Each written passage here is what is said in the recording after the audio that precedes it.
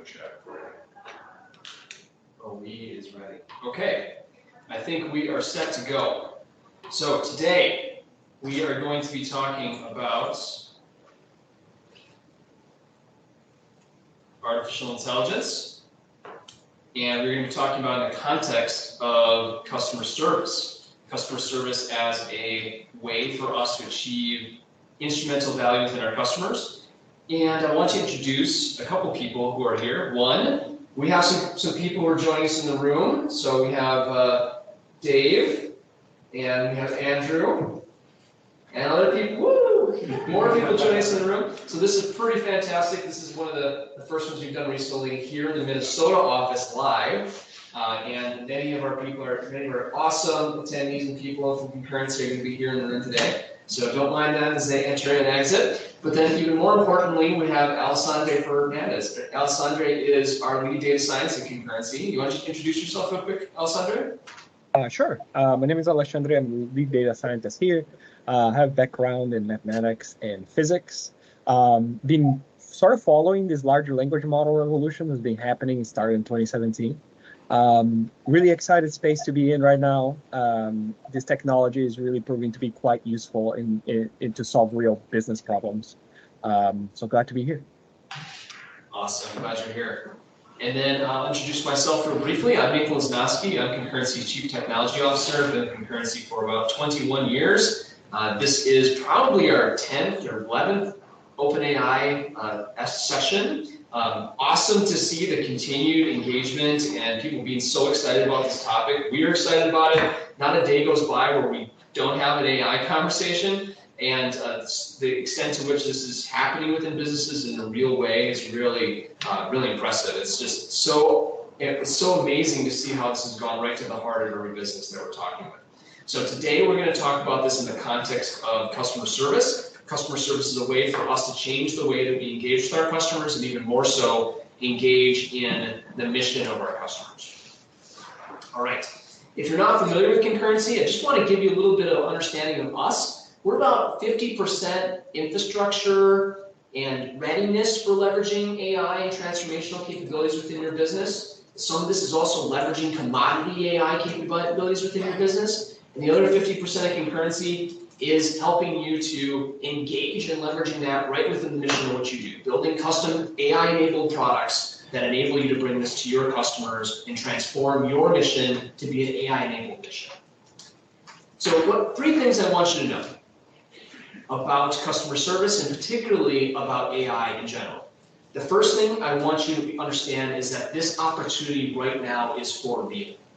We've been doing AI for well over 7 years. I've done AI projects. We've done AI projects as a company. Those AI projects have produced value.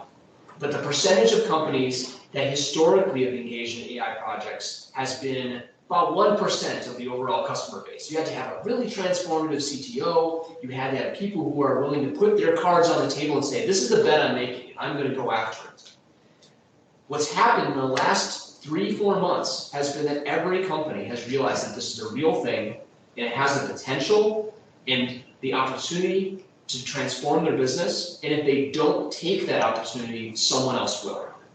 It is an opportunity that every business is considering right now.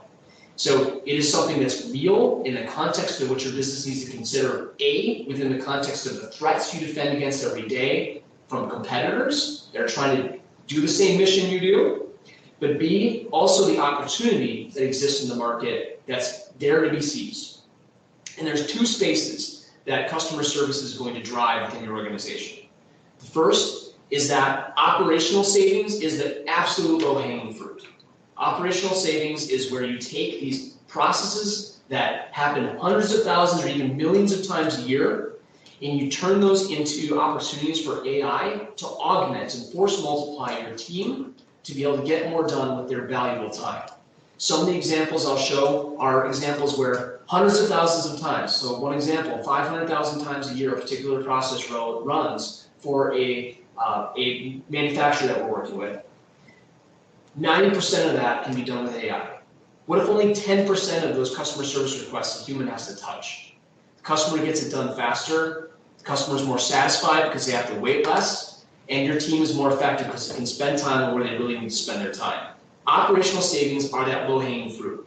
The data tends to exist already. You're in a position where the customer need is already existing, and the opportunity is straight up there because your customers are going to do more business with you if you serve them better.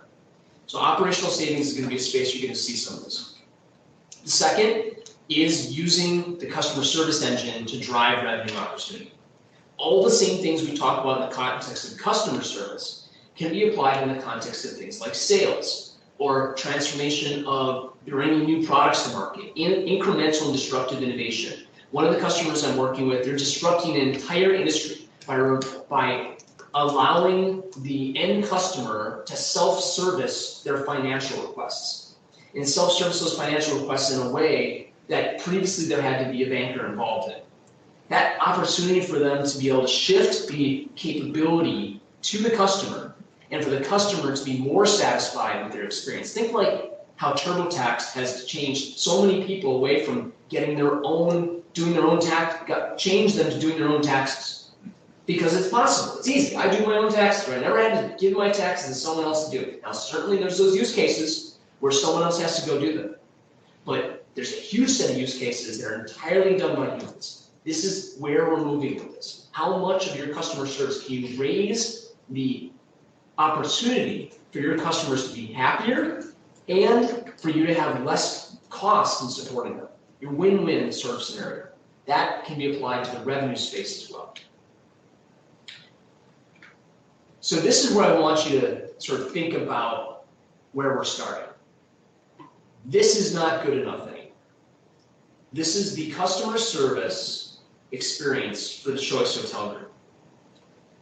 Once upon a time, this was game-changing.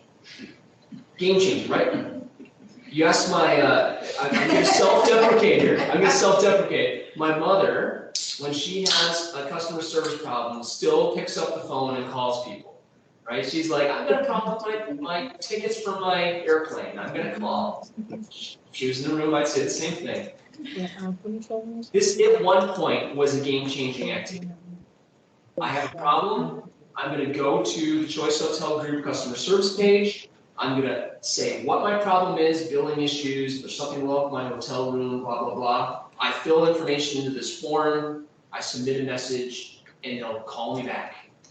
And that's the experience that I'm kind of waiting for. What did that do? It disrupted the, like, I'm going to wait on hold for 45 minutes, waiting for this issue to be resolved.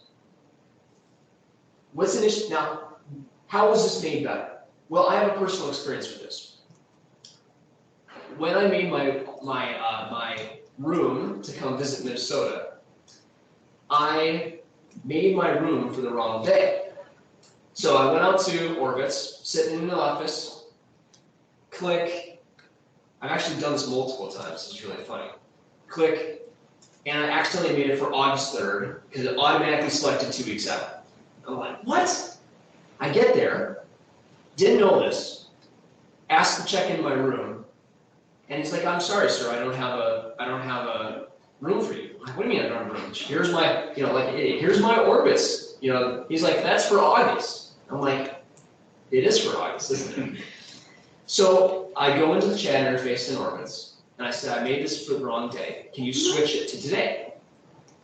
And behind the scenes, this guy gets a call. I'm standing there, the guy gets a call, and it's the Orbitz dude talking to him. And he changes the day, and on the text chat, he says, all been resolved, you just need to get up, it's a $5 upcharge for the different rate for the day, you okay with that? Yup, I'm okay with it. Boom, it's resolved, I check in. That took a really challenging experience of the person at the desk not being able to make a change unless I cancel Orbitz and going recreate a new hotel reservation with them, blah, blah, blah, and made it really easy with zero touch. It took the customer service experience into a space where I could do other things while it was happening. And I didn't have to do anything, I just had to chat with the interface. This kind of customer service is become a dinosaur.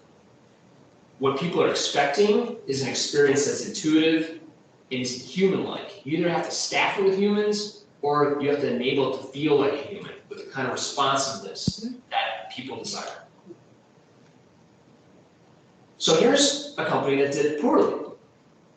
So this is the Hyundai virtual assistant. In the Hyundai virtual assistant, I'm asking, what kind of gas should I use in my Palisade? You think it should be able to answer that question, right? But no, it can't. Can you please say that in a different way? I answer best when asked short, general questions. What?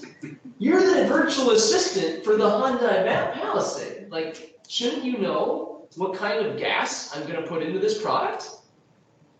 You know why this is so disappointing? Is because you know what our bar is now? Our bar is ChatGPT. We expect an experience that is similar to ChatGPT. And if it's not similar to that experience, it produces a negative customer experience. Everybody on the call, mute yourself, please. What this is very similar to is we were building an experience for a customer that was like a search-driven experience. Like everybody used SharePoint search. SharePoint search is like horrific, right? Like to find anything. Why is it so bad? Because it doesn't feel like Google. Google has become our normative search experience. But it doesn't perform like Google, our expectations are dashed, right? This is the same kind of thing. If your chat experience doesn't perform like ChatGPT, it's now out the window because people are understanding that this is not, they're expecting a different kind of experience. You're expecting their human kind of experience or one that's going to provide them with great outcome. So this is where we stand today. You can't be here. You can't be in this manual experience. You can't have people calling God forbid. Like that would be worse, right? Unless it's like Bob the Builder, you get your guy who's like comes over to your house every once in a while, right? Like, but it certainly can't be this because this is like an epic fail. Imagine the feedback they're going to get on this kind of experience, right? So in this context, there's two types of innovation. The first type of innovation is incremental. Incremental is take your current mission, the things you do, the ways you interact with your customers, and you're incrementing on that by adding new capabilities. So let's say I take customer service calls from my customers today, adding a chatbot experience or facilitating a way for my customer service reps to have information at their fingertips through an intelligent bot that they leverage is incremental innovation. It takes the thing I do now and it makes it faster or easier. This is a great place to start. It engages threats. Like, I'm better than my competitor because of this, or I'm just competitive with my competitor because of this. The other side of this coin is if you were going to build a business from the ground up today, how do I disrupt the market in a way that I engage my customers? How does generative AI enable me to build a business that is faster, more responsive, and engages customers in a different way that lets me bring down the cost of doing business with me? I have a customer right now that's thinking about a business where every single time you go and request a certain type of financial package, there's extra $2,500 of cost because of the inclusion of this particular role. He's like, I'm going to offer this for free and sell the data, making it like almost like a Google experience where like the whole platform is free and I'm going to sell the data. So the idea around disruption is how can generative AI enable me to think about my customer service and my sales engine in a way that isn't just a one-turn move, but is a mission extending move. It's bringing my mission to my customers in a way that represents a different way of doing business. So as we start to talk about customer service directly, I want to highlight the 5 main use cases we're seeing customers leverage generative AI for, and how customer service fits into this. The first is that straightforward customer service set play. It's request automation, either in the context of B2C or in the context of arming the customer service reps with information they use to answer the customer question, especially complicated customer questions. That moves into, and I'll show you an example of this, order status and action. Where's my order? Where's my truck? Sometimes people call it the Domino's pizza tracker, but it's raising the game of what that really means. The next play is in taking this conversation you'll see around customer service and using that to accelerate the connection between sales, requested sales, and action being taken on that sale. So the idea that I'm intending to do work with you, but I need a quote, or I need a understanding of a product, or I need to know more about it so I can, I need to know more about the loan package, or what parts of the pipes fit with other types of the pipes. And tying that sales into action is both an information play and a automation play. Which moves into this idea of data mining, which is one of the lowest hanging fruits in the OpenAI space, because that data that you're using for data mining purposes usually exists. Customer service data, FAQs, product documents, manuals, content you're surfacing that enables customer service reps to be able to do their work faster and more effectively. And then the last one here, but certainly not the least, it also directly ties into the customer service idea, is anything you do a lot. So call it process automation, that anything you do a lot. I have a customer that every single order that's placed, they have to match the packing slip to the sales order to the customer PO. And it's a complicated matching process because they don't always use the same words or the same nomenclature, and it's all over these different documents. But they have humans do this because it is 100% the thing they need to avoid with customers is sending them the wrong thing. I'm going to build the wrong thing, which goes to waste if I build the wrong thing. And if, God forbid, the customer gets the wrong thing, I may have just trashed the customer, and they may not want to buy from us again, right? So processing automation, doing it better than what a human can do or as equal, and enabling it to be a process that then force multiplies so the humans focus on the complicated use cases is a killer spot for this to be applied. That is added to a variety of crossover or supply chain oriented scenarios, which we are not going to get into in this conversation today. But I want you to be aware that, like, what's happening in generative AI is just a complement to all the things that people are already doing on the other domains of AI, especially supply chain automation, which is about driving down the costs associated with inventory and its relationship to demand. How can I be more accurate about where that is in my business? So let's talk directly about customer service, and we're going to share some examples, and I'm going to ask Alessandra to kind of expound upon the architecture of these in certain use cases and sort of how we think about these. But I'm going to show you some sort of examples of how we would go about of ways people are addressing this. Okay. So first, think about customer service as a language problem.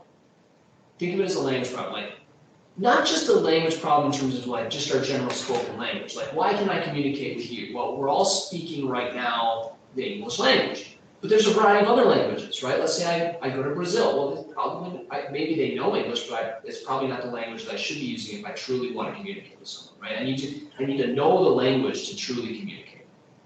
We need to be able to speak beyond just the words. Well, your business has a language too. This is the language of metal. This is the language of Windows. This is the language of insurance. All three of these are common asks, requests that happen in the context of that business. When you bring in a customer service rep, you need to teach them the language of your business.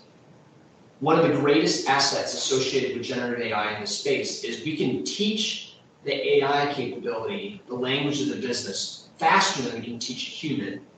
And that complements the human's ability to be able to be upskilled and trained at being able to engage in this kind of work. So I have a customer I'm working with, they have 600 reps. Imagine trying to train 600 reps on the unique business that exists and how they engage with their customers. Sometimes there's a unique training, sometimes they went to college for it. Sometimes there is no college for this kind of thing, right? Like IT consulting, is there a college for IT consulting? Like, no, like Teresa and I were just talking today about like, man, IT consulting is really difficult. Like, It is. and it's a skill, and people have to learn certain unique skills associated with IT consulting, even us, right? For insurance, you go and you get certain certifications to do that work. How can I enable them with the assets that bring that intelligence to them? Working with the manufacturer that builds tools, like how can I train them on their tools faster? There's no certification for that apart from like, there's internal training, there's no like college you went to learn the language of building these tools, right? So let's talk about this in the context of boats, right?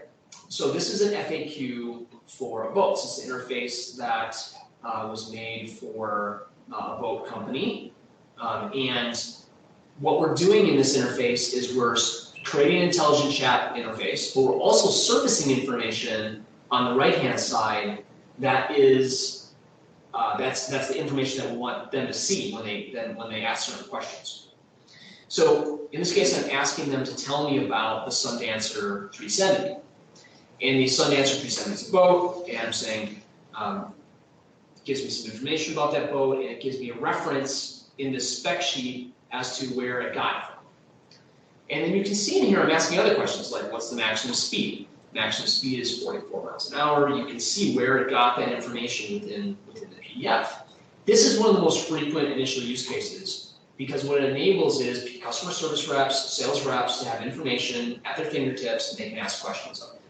Well, most of the customer service organizations you talk to have some kind of like group chat started where they like, I don't know, I got a customer on the call and I have to answer this complicated question about the fuel scenario in the generator.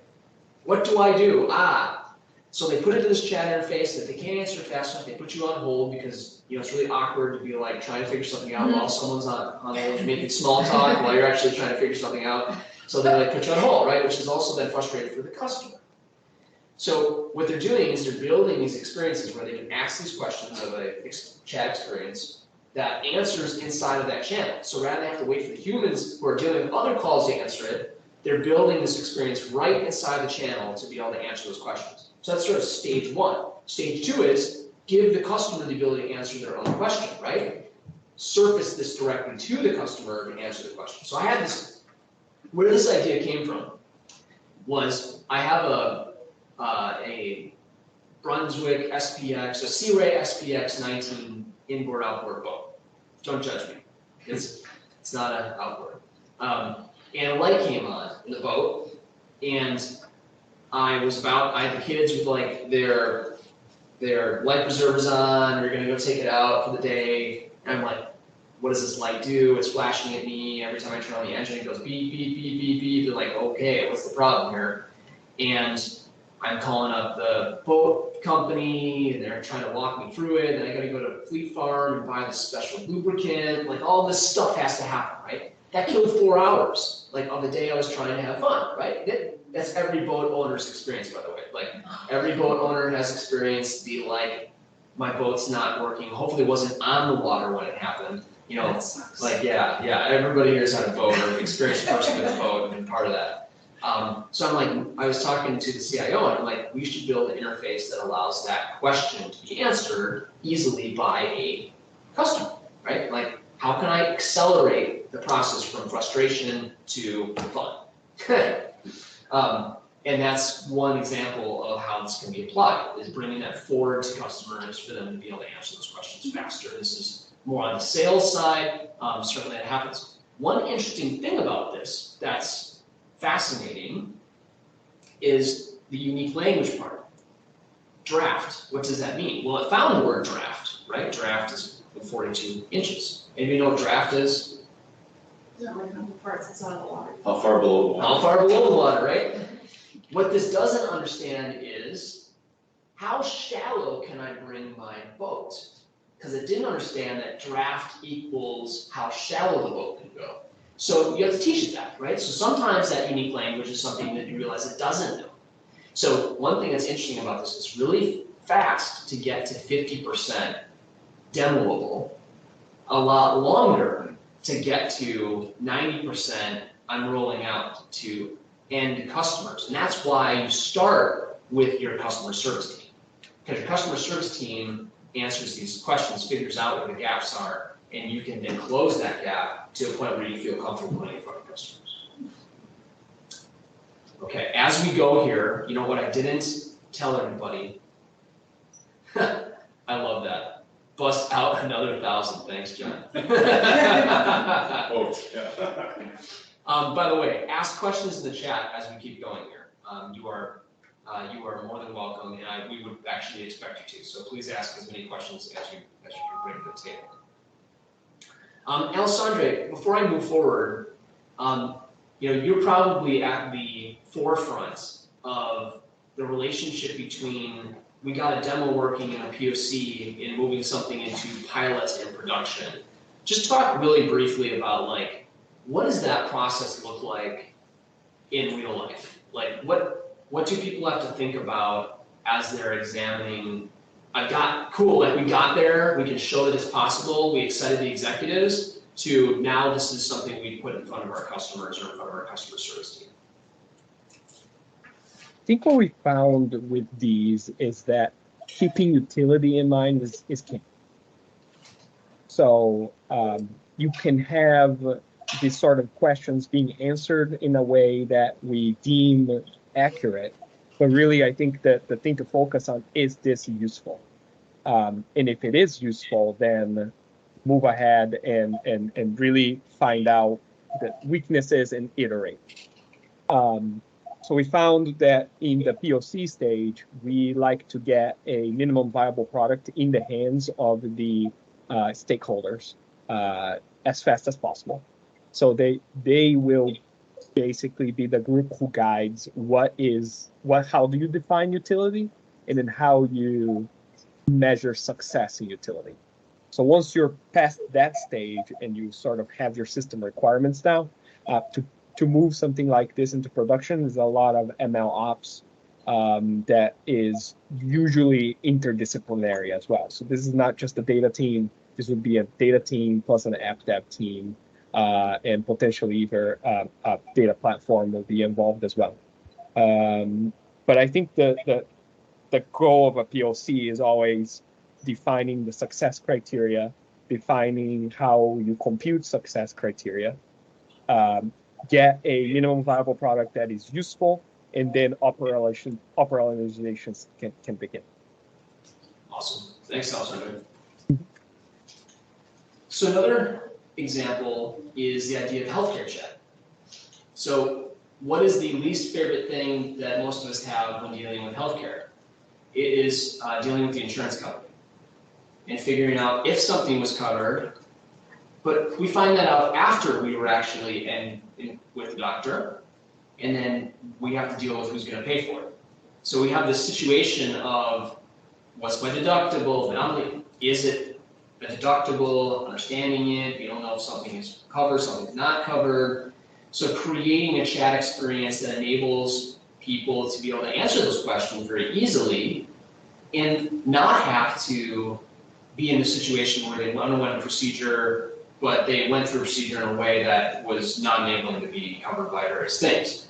Or just simply having a question and being able to answer that question in an asynchronous way versus sit on a call.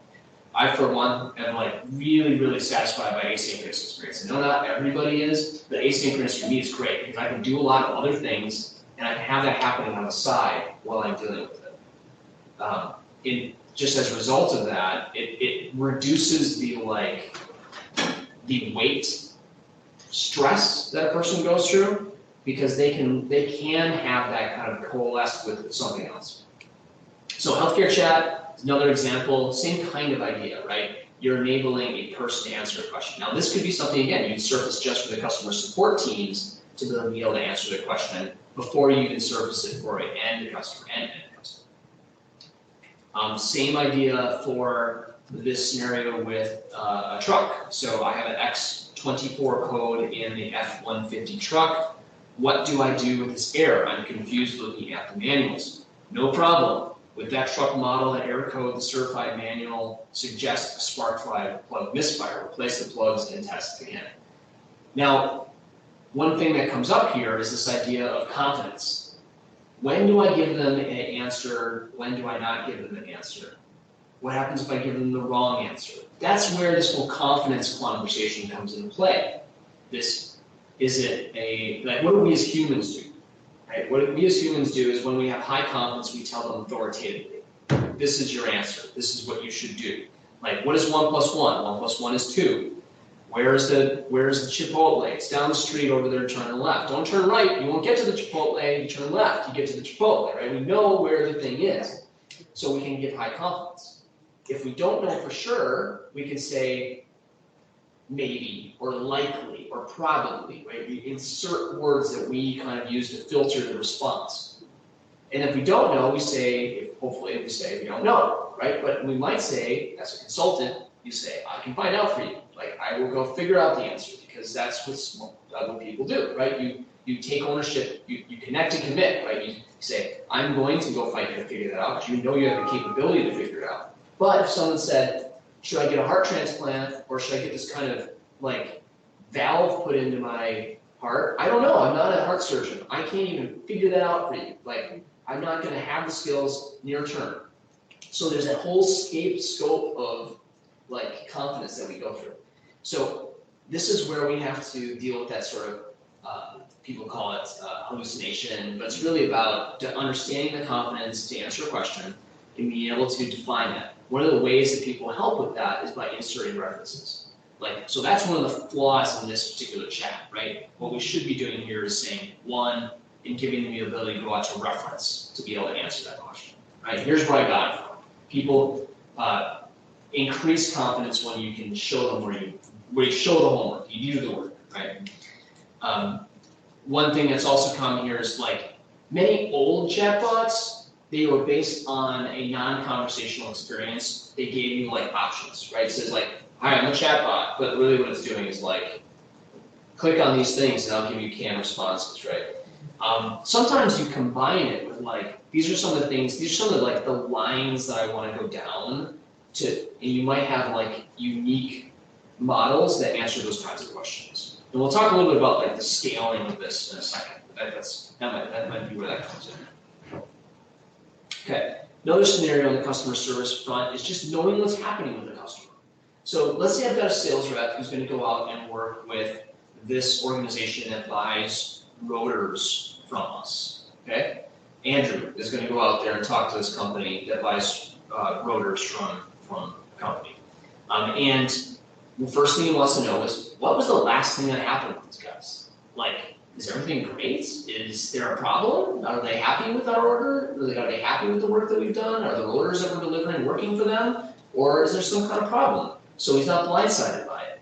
So you can see here, this is about, tell me about fine repairs for Isaac. Okay, cool. This is what's happening with Isaac right now. He has a repair for this particular brake rotor. It's scheduled for this day. We know that this is happening, so when you have a conversation with them, you have that in the back of your mind. You know that's the context under which you're having a conversation.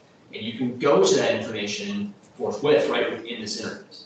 So sometimes it's about broadening the tent of information and not just about the direct customer service experience. It's about understanding everything else that's going on. Another scenario in customer service that we're seeing is just call analysis. I was caught off guard by this one. I didn't realize how often this was going to be a use case. But two huge customers we're working with, this is it. Like, this is where they're applying their energy. So it's about sentiment analysis and coaching. Like, let's say I have a call with a customer. There's a bunch of things that you want to do to provide the best experience for your mission, right? Like, let's say someone's calling and they have a problem with their healthcare, right? Well, what if I don't use empathy in that situation? Well, A, I'm not being a good human, but B, I'm not being a good business person either, right? Like, empathy is the right thing to start with. I need to have the customer tell me what they're doing. I need to provide information back to them. I need to do a follow-up. I need to know when I'm going to follow up. All these are like best practices in that conversation. And so how do we typically do that? This call is being recorded by customer service. Or you have like a helper person on there, right? Some of these are just helper bots that are set up. The challenge with that is it's not very scalable. Like you have to have a person on the call to answer the question and listening to it actively. What if I could take all that call transcript data and actually make this objective? Like, here's all the calls that happened. Here's the ones that resulted in a successful relationship with my customer, where I increased my net promoter score or decreased it. I can discern that just based on the conversation. I can take that from the call transcript data and turn that into sentiment analysis.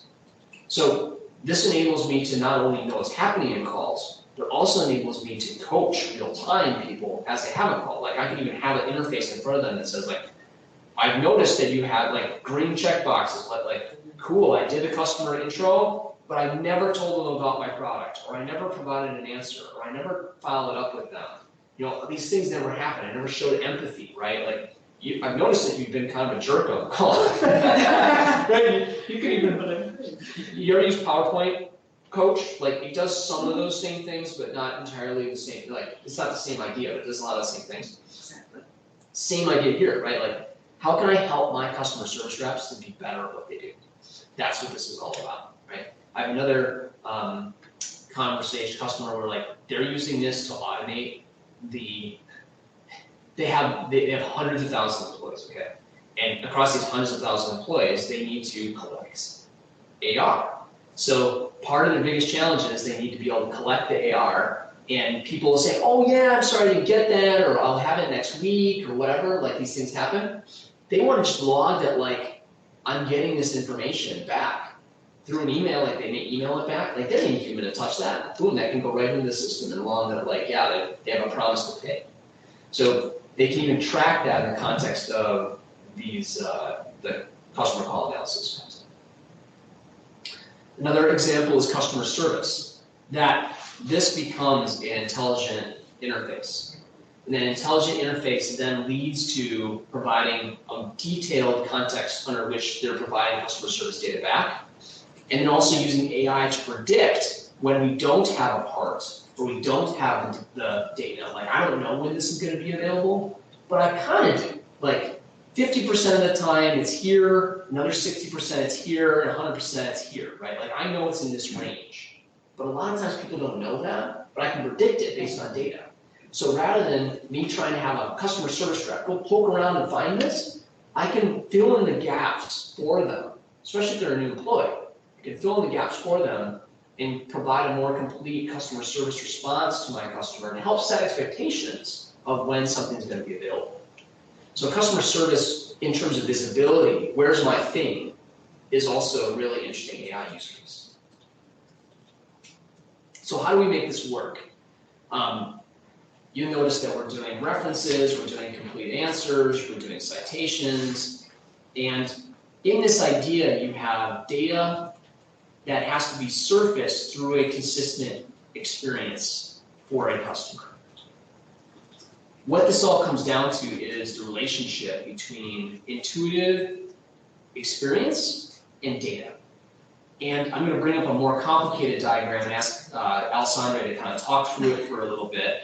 And it just kind of shows a whole picture of this. You think about this as sort of a small picture, right? The small picture is like I have an app UX, I've got an orchestration vehicle, I've got the ChatGPT kind of prompt and response, but then I'm combining that with data that enables, that's sometimes Microsoft's not calling this grounding. The idea that like I'm grounding in something, like this data that's centric to me, my unique language. So Alessandra, let's break down this diagram. This is going, 10,000 level deep, but we might lose a few of you. Stick with us after this because we'll bounce back on the tech. You might be like, my eyes just crossed over. But Alessandra, talk a little bit about this diagram and what people should know about it. Yeah, for sure. So, I mean, I'm sure that you're interested in using your own data with these systems. So it all starts at the form recognizer step We use form recognizer for a lot of things, but you can use a lot of other things that basically take the raw text from a document. And that goes usually in storage. And this could be either a storage account or a database. For the embeddings later, we can even use a vector database. But there will always be some sort of data store where your data is contained and also your embedded data, which means encoded data so that the machine learning can understand, resides there. And all the machine learning magic happens in what we call this Kubernetes cluster. So this little like round blue square there. You can think about it as a machine. It's just a computer, and it computes whatever we would like. And this gives us an enormous amount of freedom. So that little computer can call on Azure OpenAI models. It can report production metrics and monitoring things to application insights. And all of the secrets within your Azure space can be utilized by Azure Key Vault. And inside of the machine, anything that's open to the Python libraries or the Python ecosystem, we can build. So this is just an example of something we've built for a customer before, where inside this Kubernetes we have Azure OpenAI resources that we call. We have open source transformers from Hugging Face, and we have scikit-learn components, and one very small TensorFlow component. And this is one of the more composite, complex systems. Usually what you would have here is just OpenAI, just the storage account, and Azure, the Kubernetes cluster serving the machine learning findings to the app. So then what Nathan just highlighted here is then how we get the machine learning information to a web application that the users can interact with. And then we have an entire app dev team here that builds and scaffolds this and builds this to enterprise level quality. Awesome, thank you, Asandre. Mm-hmm. So this diagram also represents a scaled architecture of this. So think of this in the context of a interface that's built with additional models. So like, let's say you solve a customer service use case for one primary domain of customer service.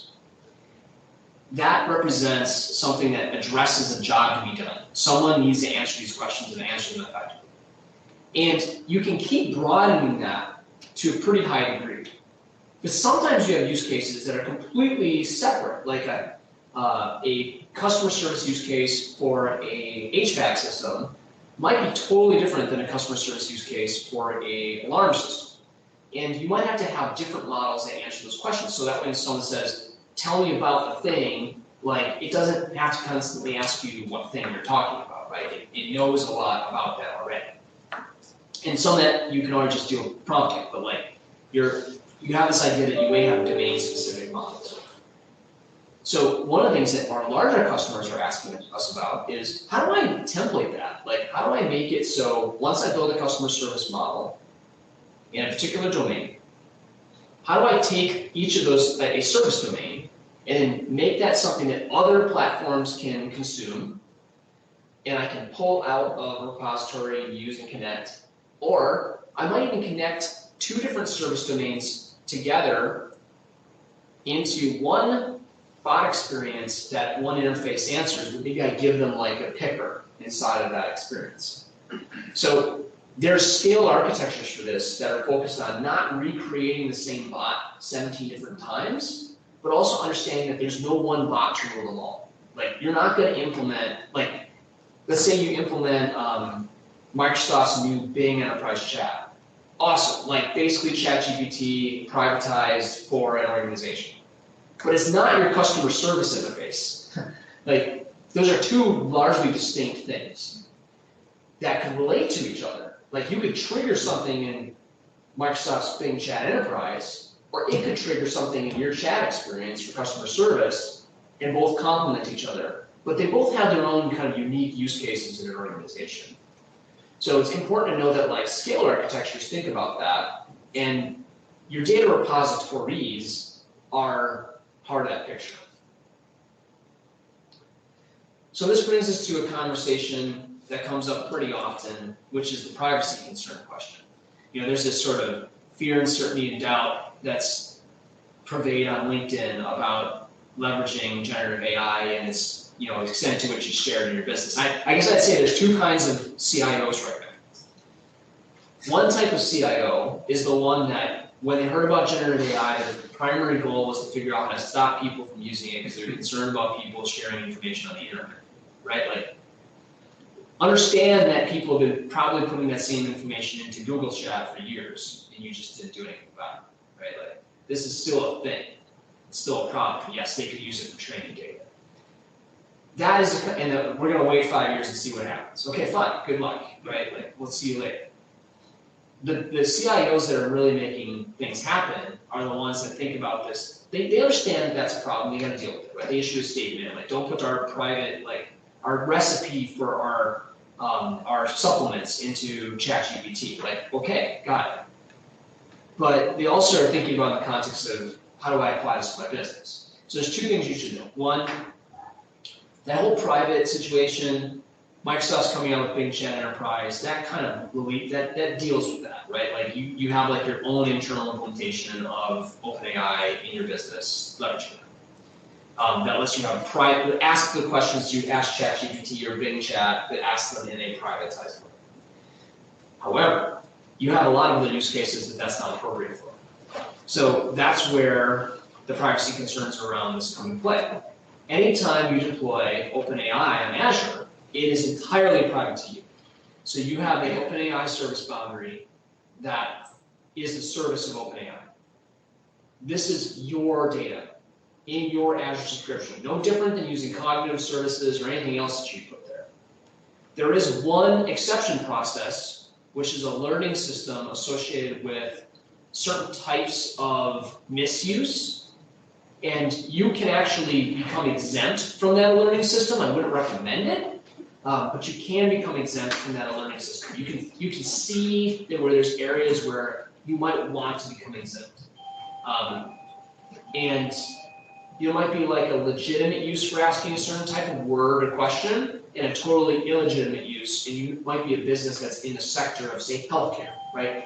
Sometimes you might be asking healthcare-centric questions, but they're legitimate questions that you should be able to ask a bot, but you probably wouldn't ask it if it was a public system. So this is where the alerting system being disabled makes a lot of sense. In some companies, they're super private, like they're in military contracting. Okay, cool, we'll shut that off.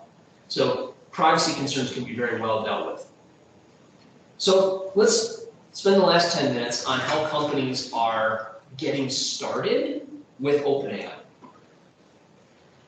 The first way companies are getting started with OpenAI is by running envisioning sessions. This is really the number one way to think about your envisioning, is how do I help broaden the tent in my organization to enable my teams to think about AI in the context of our mission of our business. This has been extremely successful at helping the business to think about AI and bring use cases to the table that are transformative. 5 to 100 people, they've been virtual, they've been in person, they've been mixtures of hybrid, and the main goal that you want from this is to drive sponsorship from the business of being engaged. You may already even know that like you have the right use case identified before you enter into this picture, but it's sort of the wrong assumption, because unless you broaden the tent, you really aren't getting all the input that you need to truly know that it's the right use case.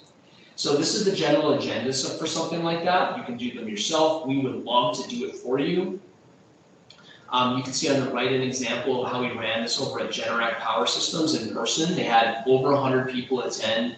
They had 10 teams. Each team had 10 plus ideas. They talked about the top 3 of those ideas. They shared them. We came back. We ended up with an idea list of about 50 really good ideas. We then narrowed it down to 3, and now they're executing on 2. So this is really about creating that excitement and helping people to think about your business differently. It's a great engagement tool, just from an employee engagement standpoint, that your business is thinking about your business in this way. This is an example of what comes out of something like that. So you produce a value analysis. You say, what are the top ideas that make sense for us? You describe them. So this is an example of automation of PO and order matching of 400,000, 500,000 orders a year. Its value category is operations. Its difficulty is medium. Why you care about difficulty? Because sometimes the best ideas aren't the ones you do first, because they take a lot more support and buy-in. And you need to be able to prove that this works. And you usually prove that on things that are easier. So you establish category priorities and say, okay, this is the one we're doing first, this is maybe the one we're doing second, after we prove to the business that this actually does what we expect it to do. This enables you to be able to be very business focused and outcome focused and mission focused in the way you engage in this. And one thing I would just suggest here is that your goal is not to just pick ideas. Your goal is to think about your business and the mission of IT, of AI, and paint the long-term picture on the disruption front, but then sometimes accomplish it incrementally in some of these contexts. So the second, how you pick that scenario is with these three things. First, you have to have data. If you don't have data, you have to not do that use case. We've had use cases where it's like, boy, that would seem obvious, wouldn't it? We've had these use cases where like we had this one where it was about occupancy management and like optimizing occupancy in rental properties, but they didn't have the data ready. So there's like the thing for their business, but like we didn't have the historical or in-process data for us to do that well, so it wasn't something that was the right use case right now. It will be later, but not the right one now. Availability data. Second, return on investment. I always get nervous when someone says they, like these automation conversations, they only do it like 90 or 100 times a year. It's like, this better have a really good return, because if you only do it that many times, I don't get a lot of chances to do it right. It's kind of the same thing with predictive maintenance. Like, if the thing doesn't fail a lot, like, and sometimes I wish I thought about this ahead of the project, right? If the bit doesn't fail a lot, just replace the bit. You're like just set a timing every 6 months to replace the bit. Like, you don't need predictive maintenance for that. Like, just replace the bit. Whereas that process that they run 500,000 times a year, it's a good use case, right? Like, I don't want to do that manually. Who wants that job?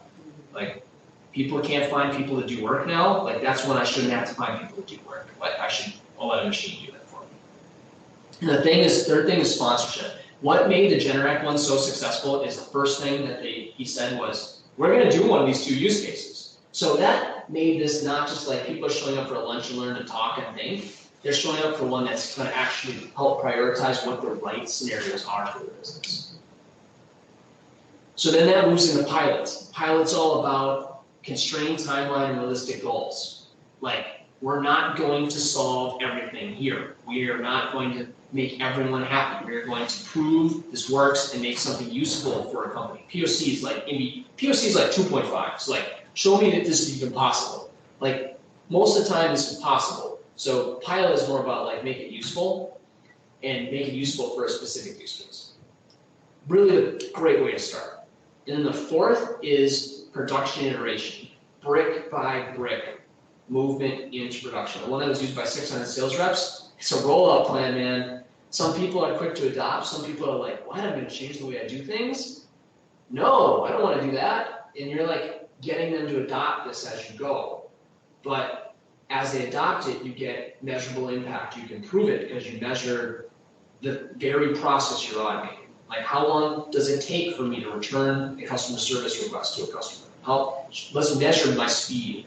That I've reduced the time to answer, or time to quote, or time to understand.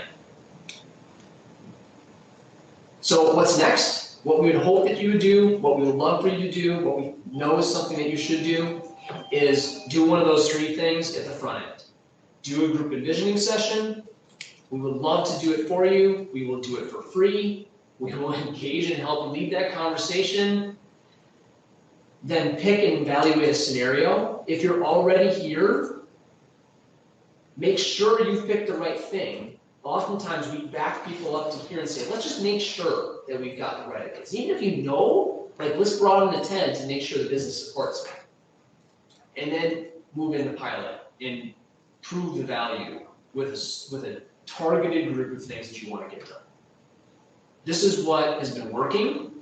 This is what has been working to create excitement, engagement, and value within organizations to enable them to be able to leverage AI as an asset to their business. So thank you for your time. When you leave this session, please click one of these. We would love to follow up with you. We want to talk about these calls to action. This is what we are talking about every single day. This is not like a 1 or 2 companies talking about this subject. Like this is like every day a company wants to talk about these subjects. So get on board in that and let's talk about it. Let's engage, let's explore this within your business. So thank you, have a great day, and let's just validate if there weren't any additional questions. There were not, and we will see you next time on our awesome concurrency conversations about tech. Thank you.